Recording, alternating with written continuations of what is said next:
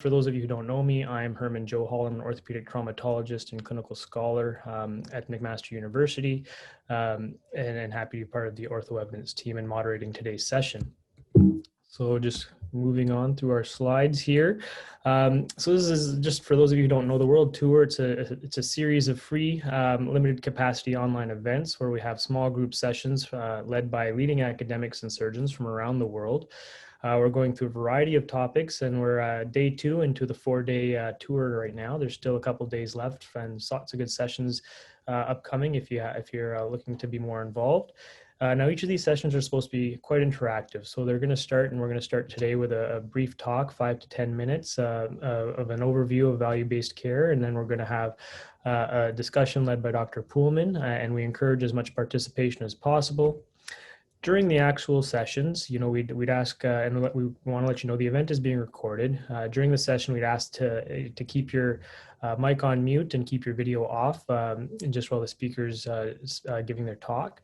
When you have a question, unmute and share your video so we can be more interactive. And once we get to the full discussion, we'd encourage you all to come on into video and share your thoughts. If you have any questions that come up as Dr. Poolman's speaking, just share them through the chat and we'll try to make sure they get addressed as we go. And then if you are interested in some other talks, as mentioned, we're about halfway through. We have 2 days still left and lots of good talks up and coming from the UK, from Canada, from India, and many other stops. So have a look at the topics and register for some more sessions if you're, if this one whets your appetite for some more, which I'm pretty sure it will. So without further ado, I'd like to turn it over to Dr. Rudolf Poolman, who's going to be talking about value-based healthcare. He gave a great talk on our first world tour, and this will be a nice follow-up to bring that discussion forward still. And then he's joining us from the Netherlands today. He's an esteemed colleague, researcher, and epidemiologist, and has lots of great things to share with us today. So I'll turn it over to you, Rudolf. I'll stop sharing my screen and get you to share yours. There you go. Hey, thanks, Herman. Let me see, I think this is it. So welcome everybody on this world tour.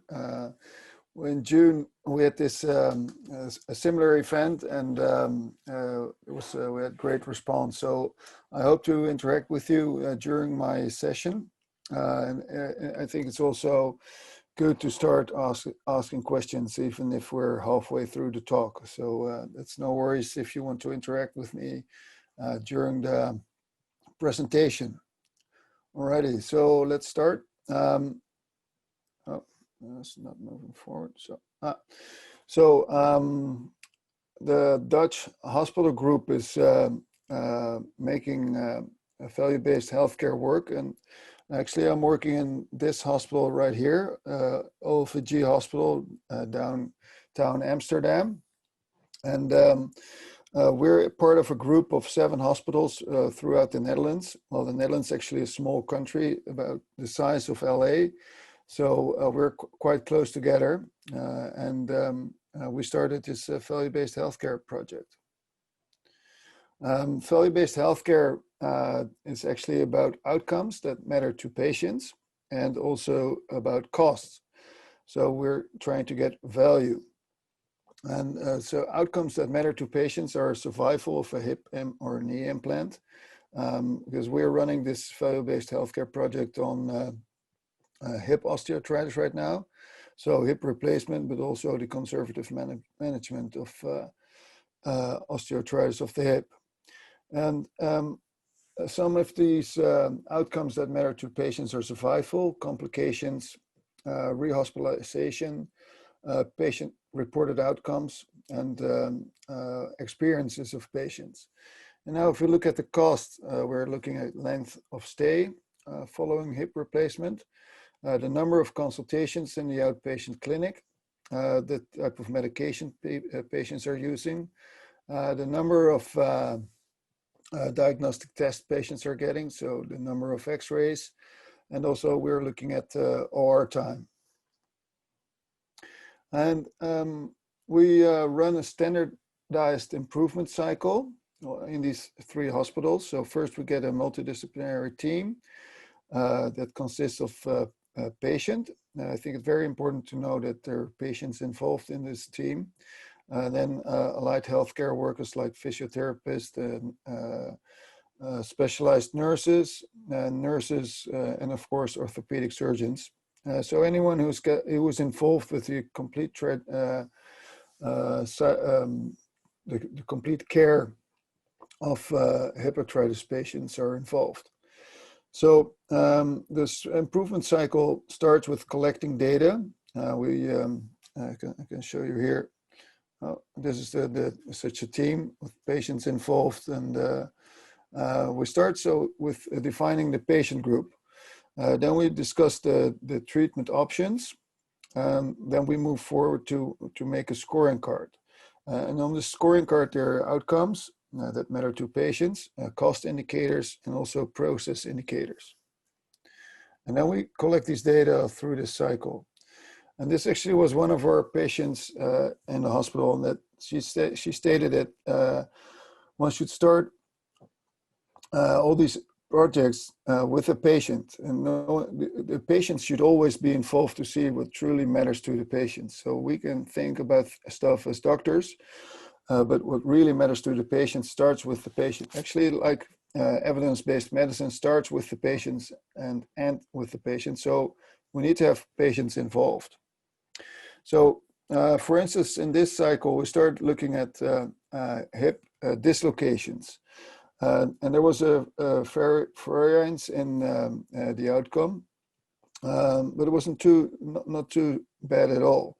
And then this patient asked herself, why are we getting all these precautions? So hip precautions following a standard total hip replacement. So she said was just really necessary, because she didn't like to lay sleeping on her back and using crutches for 6 weeks. So we asked, well, is this really necessary? So we looked at their dislocation rate in all these 7 hospitals. This is one hospital, this is another hospital. And you can see that some hospitals, they're collecting this data for all these improvement cycles, and some are just starting to get along. So we had a pretty low dislocation rate all over all these 7 hospitals. With only this hospital had a bit higher dislocation rate. So, and then we started to look at the evidence. So what's actually out there written on hip precautions following total hip replacement. And this systematic review and meta-analysis showed that there was actually no reason to have these precautions. So there was no fear of an increased dislocation rate, and it was really not necessary. And patients, they were more satisfied with their pace of recovery, and they could decide when to resume activities when they felt like it. So it's this more liberal protocol didn't increase the dislocations, and patients felt better about it if you looked at the literature from randomized controlled trials. So now we started looking at these at the circle, so collecting data, looking at variation, and then analyzing these data, and so we're looking at the improvement opportunities. And next is to implement these findings and these projects, and to see what actually is happening. So this is what we did next. We implemented the less restrictive protocol following the hip replacement, followed based on the instructions of this patient. And then we're going to look at these data cyclically, so from 2017 to last year. And you can see that it shifted, that the more patients, more cycles are collected in all these hospitals. And you can see that these are the numbers of patients that are involved. And you can see that the effect of the restrictions after 6 months. So there was not much of a big change in the total number of dislocations. So what we thought, well, this actually is an example of trying to de-implement a very strict protocol following hip replacement, and this didn't result in any more dislocations, not statistically significant at least. As you can see here, this is interesting that there's quite a big variance even within hospitals in one period of time and another period of time. And you can see even this hospital what had a lot of dislocations and without the restrictions went down in dislocation rate. So this was one project as an example. And now I want to discuss this with you. So if we want to have a learning health system, maybe this is the next level of value-based healthcare, because you can also introduce this in a more scientifically proven way. Now we just did a before and after comparison without randomization. And this might be the next level.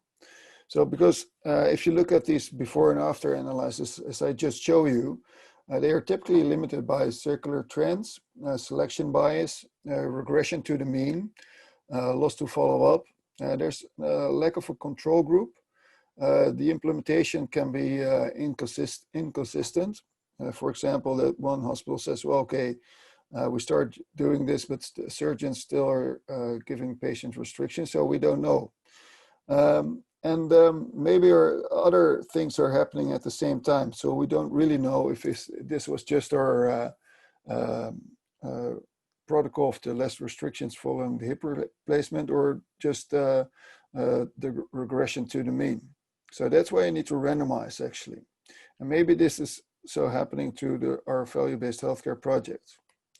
So what we can look at is the programs that make the most successful candidates for these randomized quality improvement projects are high volume events and that have short-term outcomes. So high volume, as I just showed you, the number of hip replacements in these hospitals are quite high.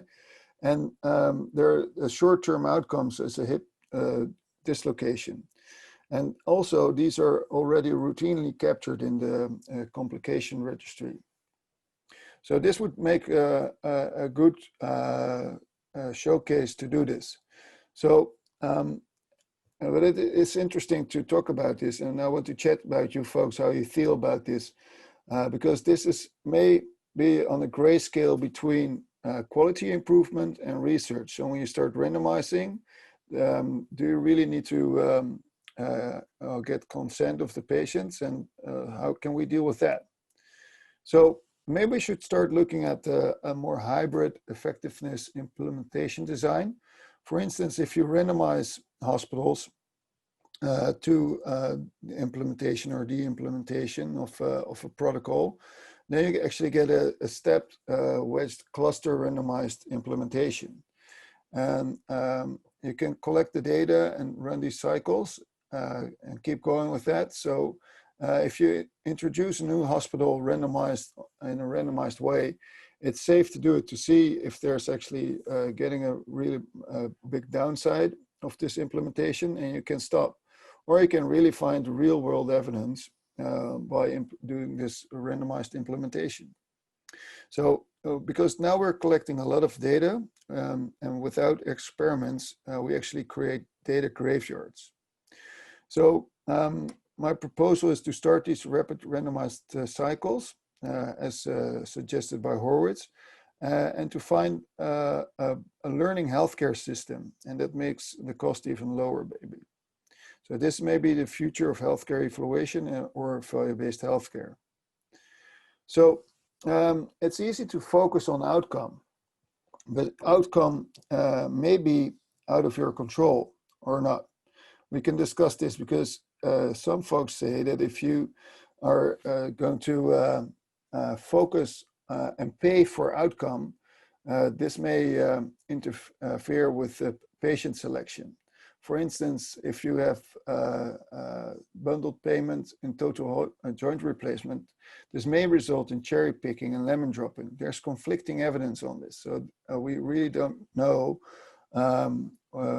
if this is causing our sicker patients to not get operated upon, the lemon dropping, or the healthy patients to get operated upon. So if we focus on the outcome. So, and it's maybe hurting the patients who needs the care the most, and it's hard to get care for the poorer patients if they get rejected because we want good outcomes. So that's why we shouldn't focus on the outcome, maybe, but we should focus on the process. And if you are focusing on cherry picking and on focusing on outcomes, this may result in this cherry picking and lemon dropping. So that's where we need a growth mindset. And the growth mindset was described by Carol Dweck. She's a psychologist from Stanford, and she decided that she actually researched kids doing maths at school. And when you have a growth mindset, you say, I cannot do math yet. And the critical key word is yet. I cannot do it yet. So it's a process of getting better, and it's not fixed. So this is the contrast of the fixed mindset, which is actually fixed. And by having a growth mindset, you can grow. And so only focusing on the outcome, you might be looking at the fixed mindset. And if you look at the process of growth, you're looking at the growth mindset. So this, she said, it doesn't matter what your ability is, it's the effort that ignites that ability. It turns it to an accomplishment. And we can learn from this, I think, in healthcare as well. So we should focus on the learning process, not on the outcome.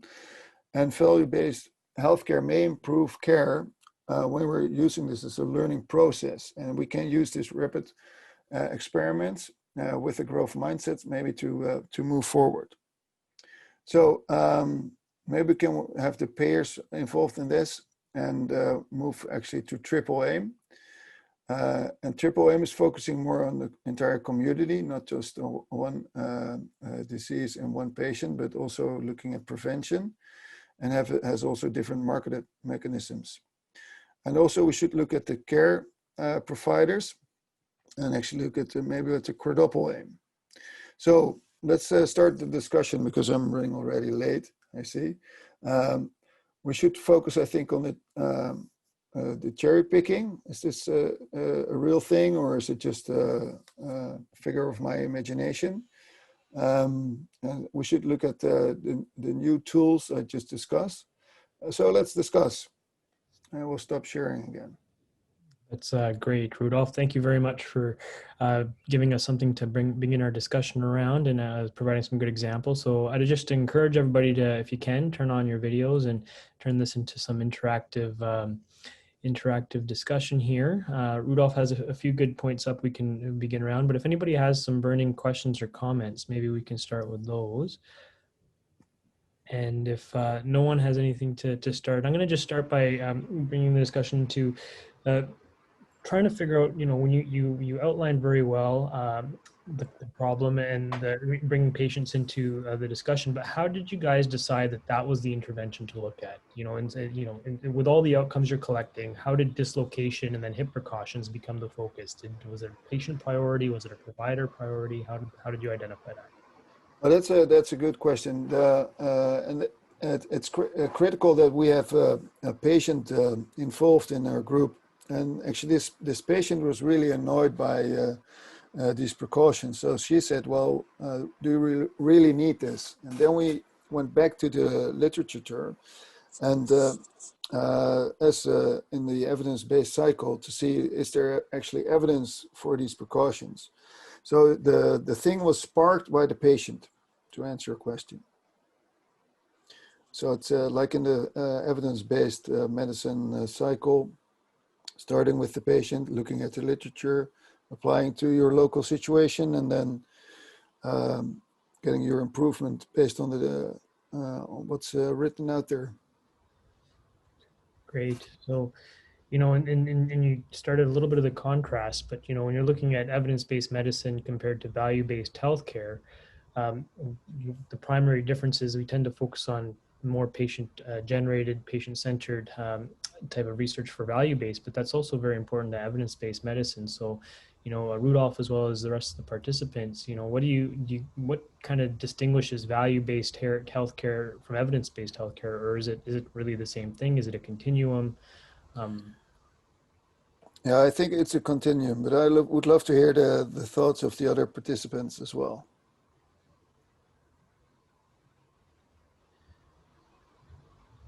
And just Maybe we should ask them to unmute. I think you got some people coming off mute here. And by all means, jump right in. One of the things I think about when we focus on evidence-based medicine, we tend to look at mostly the outcomes in trying to find a statistically significant or patient-important difference in outcomes. When we talk about value, we bring in cost, which is a big distinguishing feature, but then also what types of costs. And there's more than just the dollars and cents spent on the healthcare system, maybe some of the societal costs, some of the issues from a patient perspective, which may be more important.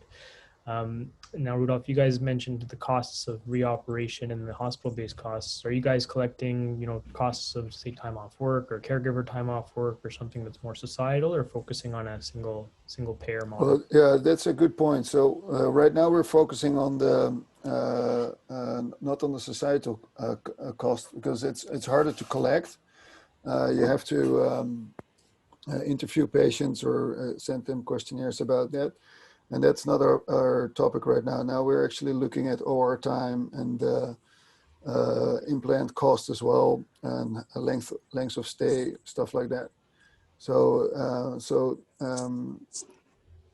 if they are a caregiver for a spouse, for instance, we're not looking at that right now. But I think it's a very, very good point you're raising, that actually that is very important, especially for these elderly patients where also giving care to their spouses is very important. Yeah. And then just sort of thinking of something else that could differentiate it. Or is there a comment? I thought I might have seen a hand up there. Yeah, please go ahead. Go ahead. Yeah, so if you're looking at dislocations, which is your variable that you were studying, do you have like a uniformity in all the hospitals regarding, say, the head size?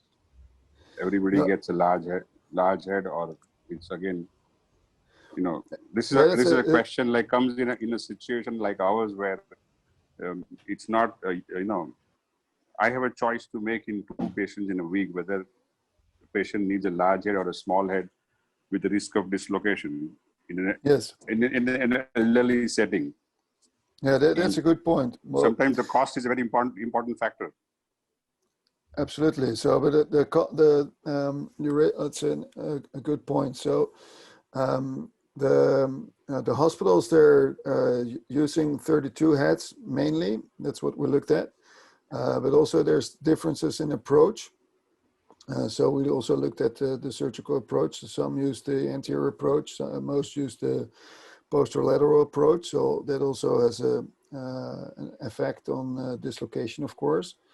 But to answer your question about the cost, we're actually running a randomized controlled trial nested in the registry. Right now, we're planning to include 1,100 patients, and we randomized between a unipolar cup and a dual mobility cup to see. These dual mobility cups are far more expensive, but if you look at the total cost for society, maybe these dual mobility cups are much cheaper. So if you want to answer these specific things, I think you really need to have a randomized controlled trial. I think value-based healthcare is more for the introduction or for the introduction or the implementation of a guideline, maybe, or the implementation of intervention. And you can see what's actually happening outside in the real world. Because if you look at the randomized controlled trial only, then a lot of patients are excluded from the trial because of the exclusion criteria. So if you want to find the real world evidence, you need to find these in this, maybe in this cluster randomized introduction of the evidence. I think that's the next level of evidence-based medicine and finding answers in the real world. So another continuation to this question is like, do short intramedullary nails are cost effective for hip fractures? That's another value-based question that would be worth investigating. I'm sorry, so I couldn't really hear that. Can you repeat the question Then, with a bit of a glitch in the internet? are short intramedullary nails cost effective for And hip fractures? For hip fractures? Yeah, so Yeah. that's a good question as well. So I don't know what you guys pay for a short intermediary nail. We pay about 750 euros. And for a sliding hip screw, we pay like 250 euros. So that's quite a big difference. And to answer this question, we run the INSIGHT trial, where we randomized about 800 patients to sliding hip screw and intermediary nail to answer this question. But if the outcome is similar, then you can start looking at costs. And even if you have a non-inferiority design, that's especially interesting to look at costs. So Rudolph, would you Thank say you. it's fair to say that whenever you're doing an RCT, starts off with say short intramedullary, supramedullary nail versus sliding hip screw, is it EBM until you bring in cost and then it becomes a value, or what makes it a value-based healthcare study versus say just an RCT standard that we're used to doing in EBM? Well, I think you can separate value-based healthcare from cost effectiveness studies. I think cost effectiveness studies can be run alongside a randomized control trial. And I think we actually should do this to see if when there's no difference between the interventions, what we oftentimes see in orthopedic surgery, we can start looking at the cost. So that's why it's important to run healthcare economics trials alongside a randomized control trial.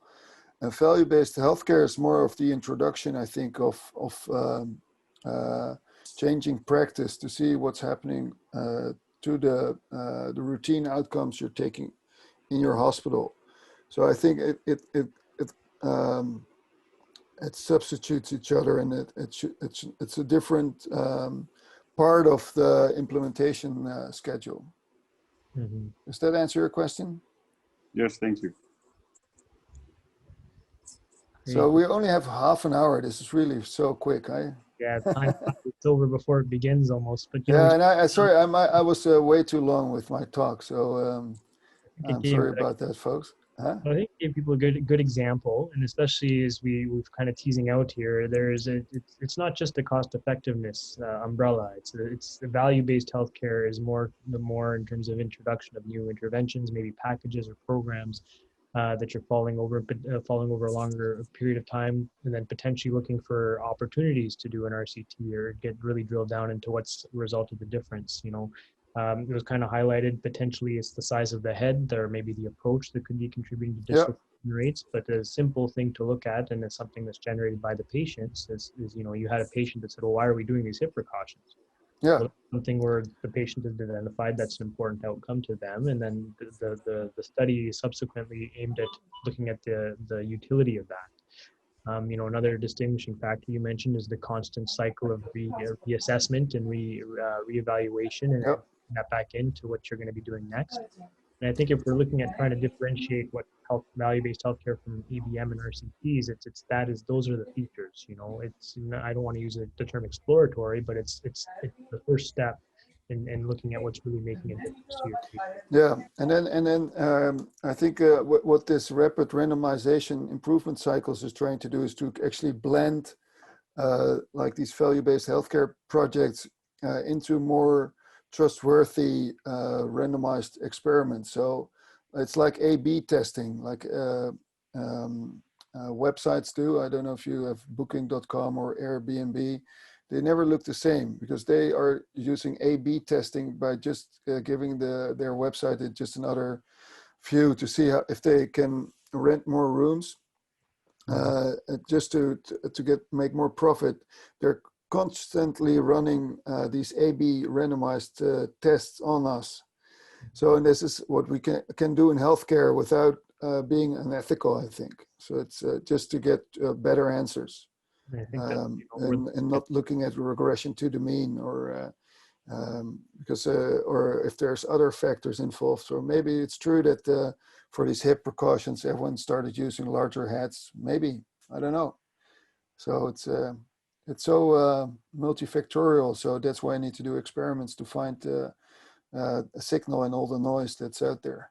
then, as you're getting new interventions and dislocation is not as much of a concern, potentially the old hip precautions that lots of surgeons have trained with become obsolete. So it's important to question your practices, and then the value-based healthcare gives us a way to do that. And really brings it further into quality improvement as opposed to set up a trial, but then it can lead into the trial side of things. But it's it's another good question here. There's a question, yeah. So I still have time. I don't know if yeah, well, we want to be respectful of everybody's time. So if people start to leave, that's we understand. But maybe if we can go another few minutes to round it out. So please go ahead. Please go ahead. I'm a physiotherapist.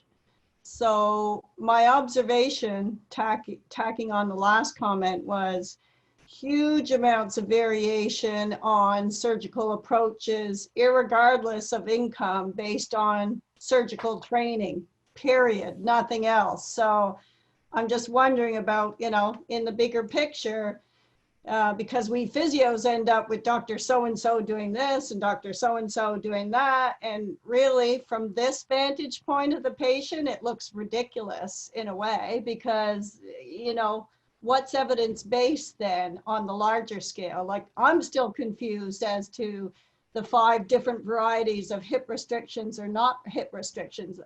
And I work in a large hospital, and I've been trained for many years. So I'm still seeing very old practices and very new practices. I just wondered if you had a comment on that from anybody around that actual practice and how to change that. Well, the funny thing is that if you look at the outcomes of the differences in hip approaches, so some have more restrictions, others have less restrictions. So nowadays the anterior approach is very popular, because I think the only thing that's driving the quicker recovery is they have less precautions. So if we take away the precautions from the posterolateral approach, then the patients will recover in the same speed. So that's what we saw in our hospital, because we had surgeons doing the anterior approach, others had the direct lateral approach, and most of them had the posterior approach.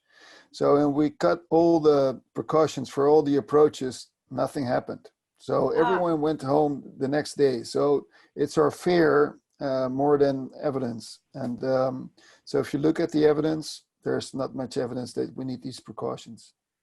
Well, and my follow-up comment to that is, at least in Halifax in Nova Scotia, we now have removed most of the restrictions. That's my sense of that the orthopedics surgical people are getting that message, and that restrictions now, for the most of it, fairly restrictive approach is outmoded now, that the evidence is leading towards take away the restrictions irregardless. So I'm just wondering if that's true everywhere else, if that message is getting delivered to real life practice or not.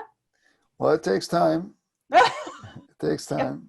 I think, especially in surgery, one of the old adages is you're only as good as your last complication. So sometimes, surgeons might be remembering this hip that dislocated a decade ago when they were using a completely different approach, different implant. And then they kind of keep their post-op restrictions. And it's not just limited to hips. It's lots of things around rehab that we do that aren't necessarily evidence-based, that we just do because it seems to work. And then when we see that patient in 2 weeks and 6 weeks, their hip is fine. So we just do what we've been doing all the time.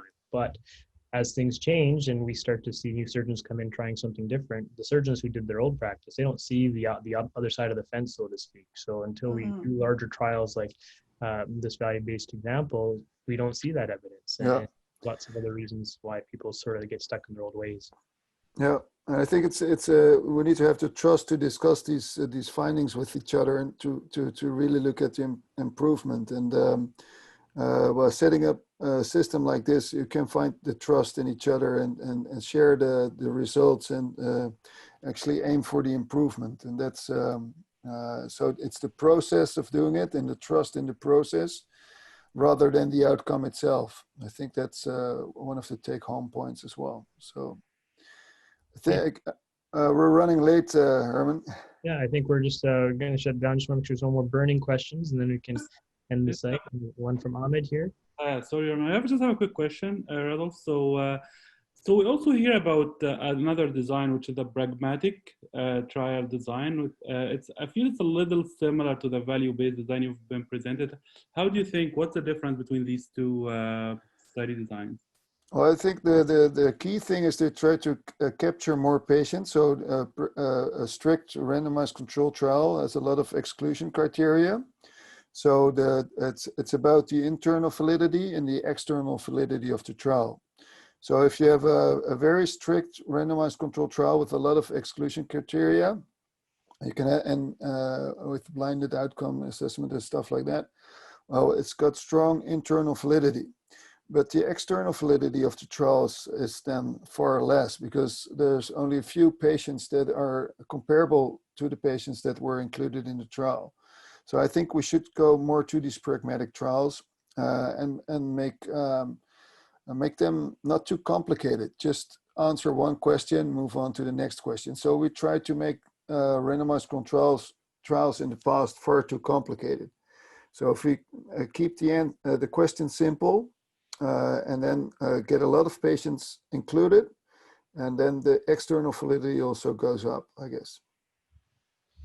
Great. So I think that, it's a nice point to kind of bring to a close and keep the real world applicability of our research in mind with no matter what study we're doing. But, value-based certainly has a place in now and in the future in terms of how we make our healthcare decisions. So something we need to continue to adapt in our own settings.